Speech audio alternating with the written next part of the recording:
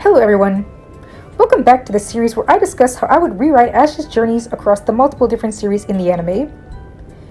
The last video that you saw was probably part 1 of this series where I did actually focus on Ash's journey through Kalos.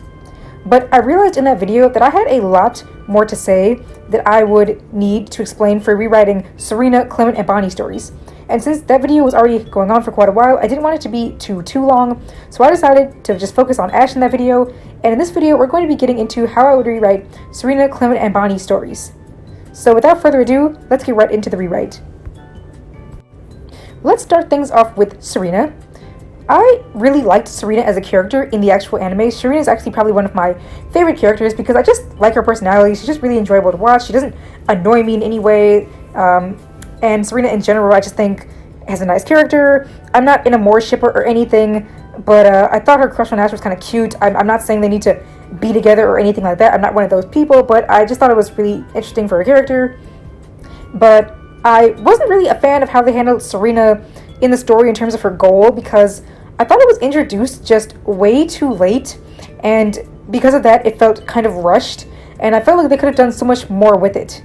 I'm not those kind of people who hate Pokemon showcases and thought they were boring or thought they should have been just replaced with contests or anything like that. I just thought showcases were really nice. I personally enjoyed watching them. I think if they were actually in the games, I would participate in them all the time, for that matter. But like I said, I just feel like they should have been introduced earlier than they were. I also didn't really like Serena having such a small team, and I've really not liked how they've only really given Ash full teams in recent series. Ever since Dawn, the side characters have never really gotten full teams anymore, which has kind of annoyed me, so I'm going to be giving Serena a full team here. So let's start out with Serena's journey right from the beginning. We're going to say that everything in the beginning with Serena will still be the same, with her mom wanting her to do Rhyhorn racing and Serena not really wanting to do it. However, let's add a bit more to this story. We're going to say that Serena is first woken up by her mom's fletchling, who wants her to come downstairs to practice Rhyhorn racing. Serena sighs, asking if she can push the training back to 3 o'clock, which she does often. Her mother isn't sure why, but she allows it, insisting that Serena better be ready by 3. The reason Serena does this is because she actually doesn't enjoy Rhyhorn racing, but she does enjoy watching Pokemon showcases on TV, which air every day at 2 o'clock. She adores the way performers are able to create great shows with their Pokemon, and she wants to do the exact same thing. But unfortunately, she just doesn't think her mother would approve, as she really wants her daughter to follow in her footsteps and become a Rhyhorn racer. Serena has sadly never been able to tell her mother the truth about how she feels, and she really just wants to get out of the house because of that. I'm going to say Serena will go on her journey the same way. She'll go and get her Fennekin from Professor Sycamore, but I'm going to have her meet up with Ash and Co. just a bit earlier, before Ash's match with Viola. Since he's not going to be losing here and needing to have a rematch, I'm just going to have her meet him before this gym battle, and you'll see why in a bit. After Ash defeats Viola, Serena will confess to the group that she wanted to start a journey as a way to get away from her mom's pressure to become a Rhyhorn racer, since all she wants to do is become a Pokemon performer instead. She even chose Fennekin as her starter after seeing the Kalos Queen Aria with the same Pokemon a few months ago. The trio claims that they will support her and they'll help Serena achieve her dream however they can. As Serena watches the gym battle between Ash and Viola, she notices just how beautiful Vivian is, and she wants to catch it for herself, as she thinks Vivian's moves are really beautiful and would work well in Pokemon performances. Serena actually will end up catching a Spupa along the road to Ash's second gym battle, which she will evolve into a Vivian along the way. So this will be Serena's first team change. And I'm going to be going through Serena's team change throughout this video, as opposed to giving it to you in the beginning, because there are a few changes here and I want it to be a bit of a surprise. Though I know you already know one change that I mentioned in the last video. So let's get into that one now. The group will take a visit to Glittering Cave, where they will have to battle some Team Flare Grunts. While in the cave, Ash and Serena will wind up finding the fossils, which they will get restored later once they arrive to the city with the gym. Tyrant and Amora will then be presented to them, and Ash will think that Tyrant looks really strong and will want to take it, while Serena will think Amora looks really beautiful and adorable, and she thinks the way its sails change colors is so amazing and would work perfectly in Pokemon showcases, so she decides to just take it along with her while Ash keeps Tyrant. Serena will enter her first showcase soon after Ash's battle against Grant. Her showcase will feature a styling segment in the first round, just like in the actual show, and Serena will doll up her Pokemon in very cute outfits, and she and her Pokemon will be happily heading down the runway, with Serena nearly being in tears at how she is finally accomplishing her dream. And that is until the unthinkable happens. Serena has been so focused on this showcase and making sure that her Pokemon are cute and can use pretty moves that she's kind of neglected the fact that her Pokemon are pretty inexperienced still. Even more important, she hasn't been focusing too much on her well-being, on any of their well-being for that matter, mainly with Amora. Amora has been struggling with having to adapt to the modern world and still isn't used to it yet. So being placed in this showcase while barely understanding the world she's in now is pretty stressful for her. So much so that Amora, in her desperate attempts to simply copy what her trainer and teammates are doing, accidentally slips on a very long ribbon that Serena had tied around her neck. This causes her to fall on top of Fennekin, ruining both their entire outfits and Serena's performance. Serena winds up mortified, as she already knows it's over for her. She's not even going to make it into the second round, which definitely ends up happening, just like it happened in the actual series. After the showcase, Serena cries outside, devastated over her loss. In fact, the loss is so painful for her that she actually considers releasing her Amora. But she quickly realizes that this would be pretty cruel, because Amora still isn't used to the modern world, plus she's already started to bond with Serena's other 3 Pokemon, and she wouldn't want to separate them. So Serena simply decides to never use Amora in a showcase again. I'm putting this story element in here because, like I said, I thought Serena could have done so much more with showcases, but after her first loss, things kind of went pretty smoothly from there on out. She really didn't have too many big struggles, so I think including this element here, while also allowing Serena to get a new Pokemon at the same time, would work really well for giving her just some more added story during her journey in Kalos.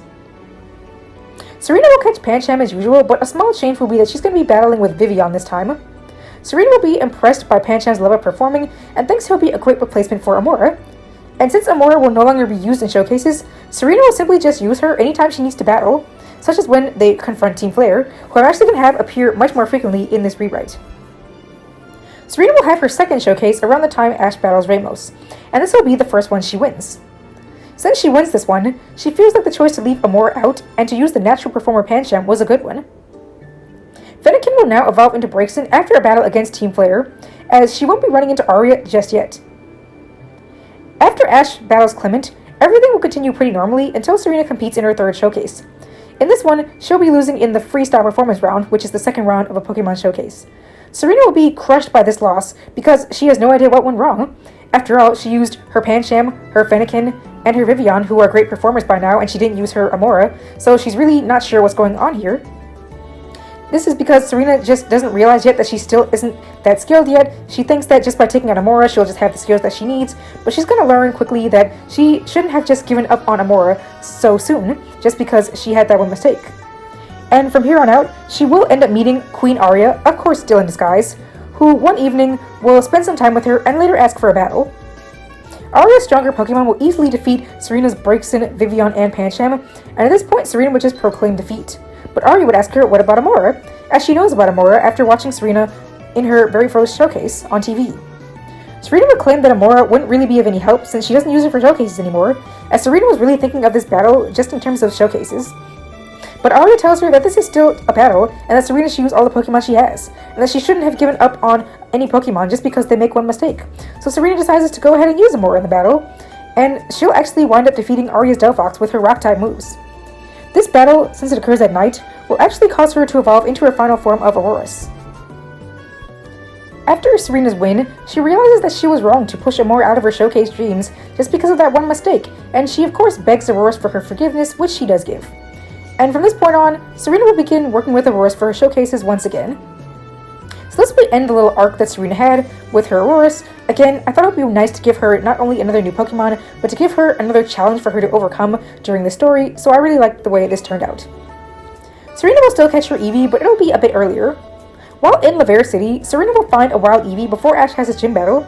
The Serena was watching Valerie's model performance and her runway walk, and she was dancing along in secret. Serena will see how this Eevee likes to perform and will catch her as usual. Serena will compete in her third showcase after Ash's gym battle with Valerie, and this will be the first showcase where she would use Aurorus since her long hiatus and her evolution. Serena will be able to win, though it is mostly thanks to Braixen, Vivian, and Pancham's teamwork in the freestyle round. Serena will realize that she still needs to work more with Aurorus or she may lose again. Serena's Eevee will still evolve into Sylveon sometime before Ash battles Olympia. After that gym battle, Serena will have another showcase. Despite getting a very large number of votes, Serena will lose this showcase, and it'll actually be to Shauna, who also entered. During Shauna's performance, she uses her full team in the freestyle round of the performance, and the performance is just spectacular. And after watching this, Serena is going to feel that if she can catch a final team member and put together an amazing performance routine, she can get her next princess key. Something else I want to note is that I never really liked the fact that it was established in the anime that performers could use their full team in the second round freestyle performance, yet we never saw that once in the anime. We only ever saw at max 3 team members used. So I really didn't like that, and that's why I'm going to be including some full round performances in this rewrite. Serena's final Pokemon that she will obtain will be a Mudkip, obviously to promote Omega Ruby and Apple Sapphire. And she's going to be obtaining this in Snowbell City from a trainer who wanted to release it because it wasn't a strong battler. And since Serena's Pokemon don't really need to be strong for battle anyway, she decides to work with Mudkip using its water-type skills for her showcases, as she thinks it will be really great for her performances. Serena will spend the rest of her journey working tirelessly with her team to choreograph a master performance with her full team that she can use in the final round of the Masters class. After Ash's gym battle against Wolfric, Serena will win her 3rd key after creating a great performance with all of her Pokemon in the second round, and Serena's Brixton will end up evolving into Delphox sometime after this performance. Right before the group heads to the league, Serena's going to have her Master Class showcase. Aria and Shauna will be entering here, and they're both going to be using their full teams of 6 in the freestyle performance round.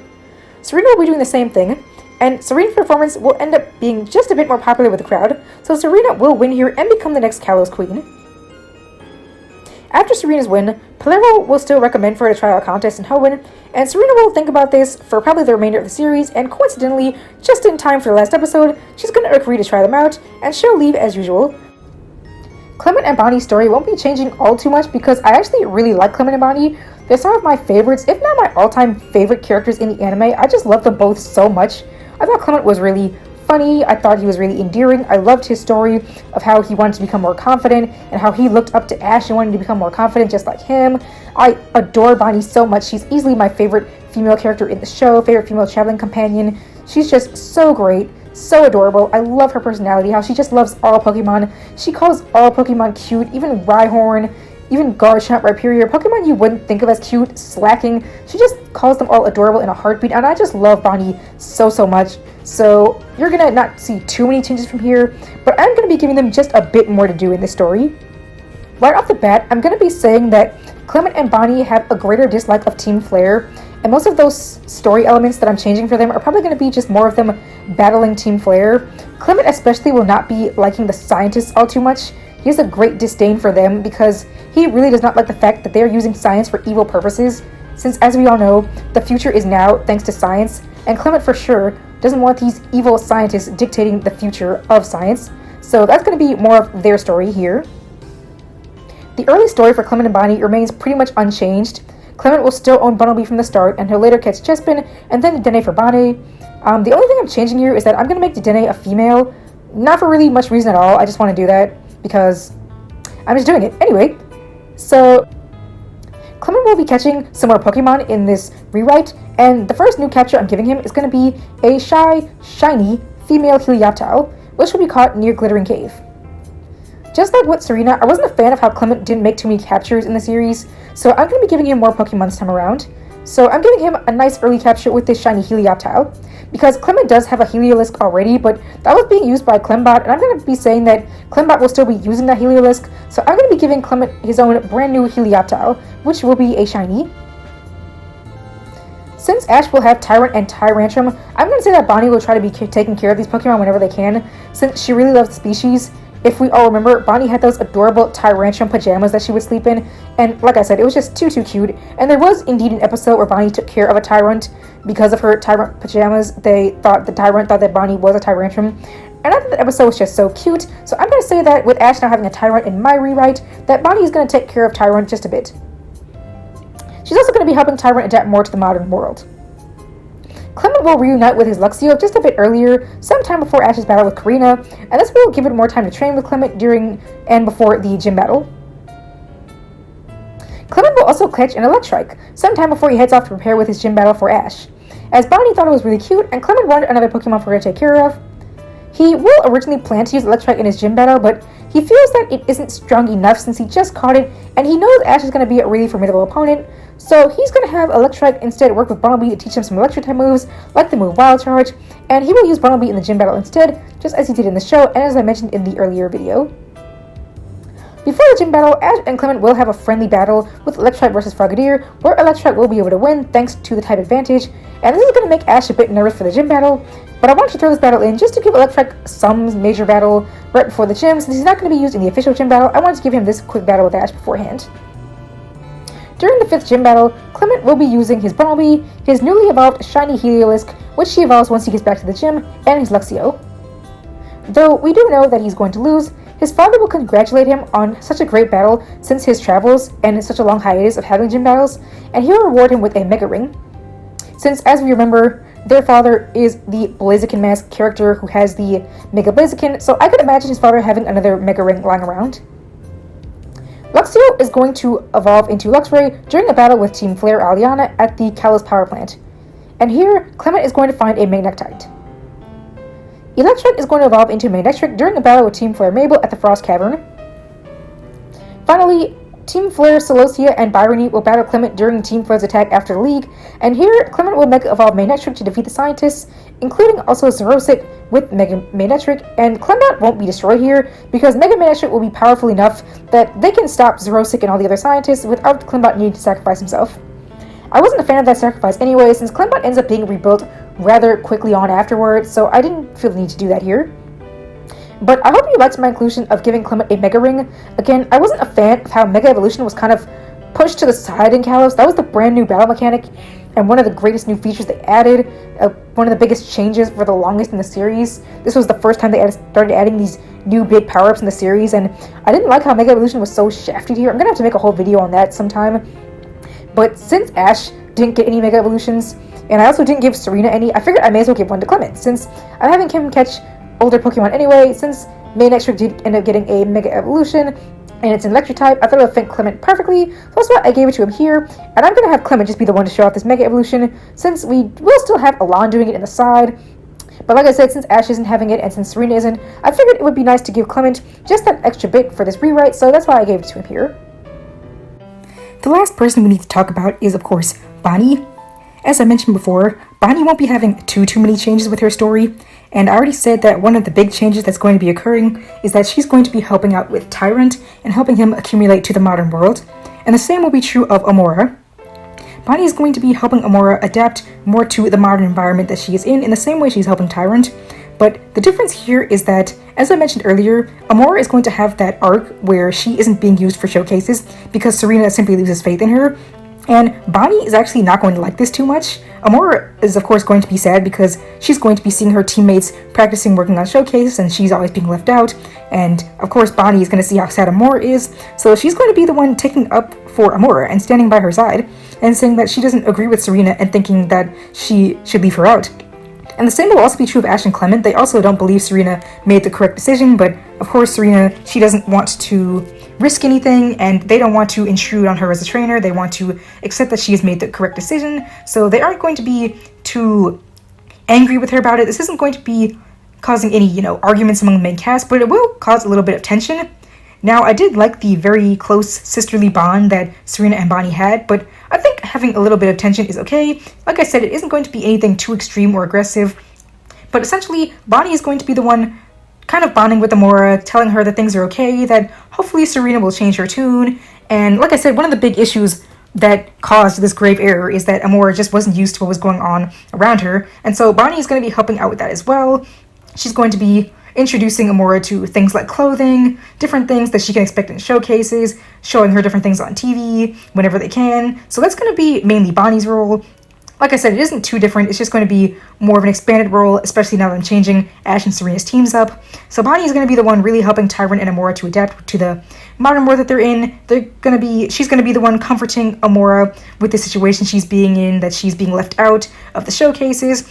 And of course, by the time Serena realizes that she was wrong, of course she's going to go back to Bonnie and say, oh, you were right, of course, I shouldn't have looked down on you, I shouldn't have thought that I was making the perfect decision. So they're going to, of course, reconcile and everything will be okay. And something else I want to do with Bonnie's character is that I really want her to get into cooking, especially working on making Pokepuffs. I really want her to learn how to make Pokepuffs because we see Serena making them a lot, and since Pokepuffs are part of the Pokemon Me feature where it's about building friendship with Pokemon and taking care of them, I think it would make the most sense for Bonnie to do that as well, since her thing is taking care of Pokemon. So I'm going to say she's going to want to learn how to cook and make Poke Puffs as well. The last thing that I'm going to do with Bonnie is I'm just going to have her battle a bit more. I know a lot of fans have an issue with, you know, Bonnie commanding Clement's Dedenne because technically it's his Pokemon and not hers, but I don't know, I personally like that. I personally like when the younger trainers get to have some battle experience.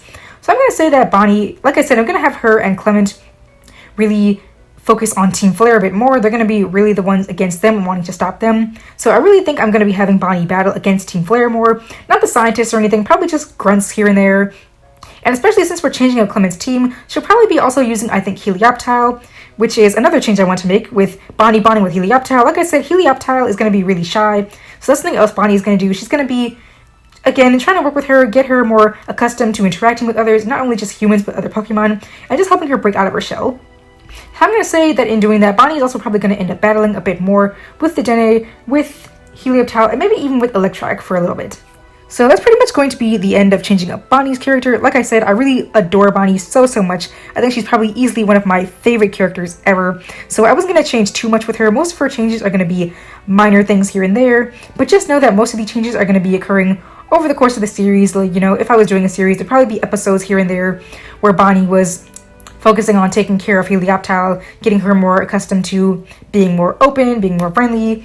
She'd have episodes where, you know, Serena is practicing for a showcase, and then Bonnie will be on the side with Amora, comforting her, telling her, it's okay, Amora, you know, Serena will turn around, she'll understand things, and Bonnie will probably also be working on the side, helping Amora even learn how to do showcases. You know, she'll see Serena do a performance, and she'll pull Amora to the side and say, okay, you see what Serena did in this showcase? Well, let's practice doing that, so you can work on that as well. So that'll be the biggest change up with Bonnie's story. But with all that being said, that's going to be the end of this rewrite, and the official end of how I would rewrite the Kalos series. Like I said, I thought X and Y was a really great series. I thought it was really well done, probably easily one of my favorites. But like I said, there were just some things that I would change here and there, and I hope I expressed that well in this rewrite series.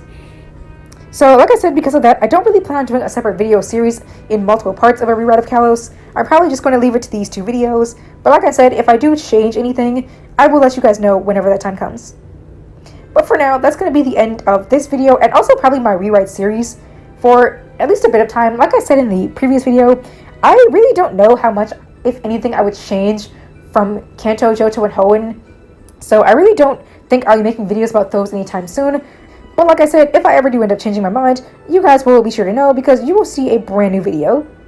So thank you for watching this video series. I hope you all enjoyed it. I have lots more interesting videos coming out soon, so I hope you guys will subscribe if you are interested in those. But if you are not, that is totally fine. I will see you guys in the next video whenever you decide to pop your head up again on this channel. Thank you and have a nice day.